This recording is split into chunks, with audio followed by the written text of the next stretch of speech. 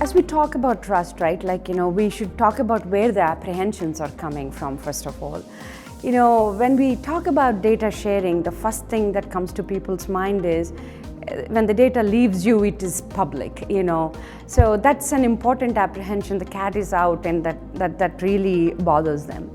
Secondly, in a world today, really data is seen as a monetization commodity. So there are a lot of revenue opportunities by monetizing data. So nobody wants to give it away or share it for free. And then also a perception that sustainability is a very expensive thing and there is a financial burden to it.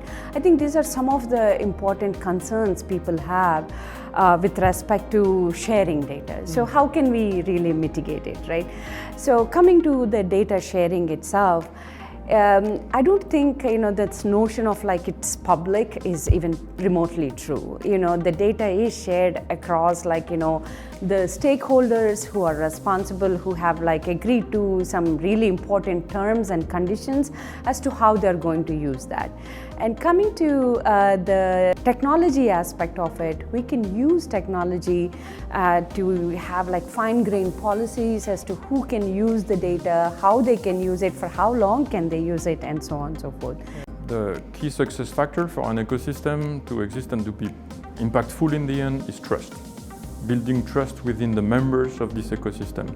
This is why it cannot be only a community of interest working during 6 months, because 6 months is probably what you need to build trust. So it has to be a long-lasting ecosystem with the right stakeholders around the table, working all of them on some communities of interest, over time, because trust you build within the wider ecosystem, and then once you start the community of interest with a subgroup, then it starts very quickly because trust is there. So it's very true what you're saying.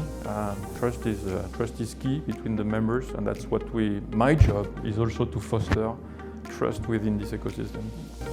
And when you build trust within the ecosystem, you build the foundation on which you can build a lot of collaboration, a lot of exchange, and a lot of know-how that will help absorb, identify, and overcome risk. Because in the end, it's not about boiling the ocean and solving all of the risks.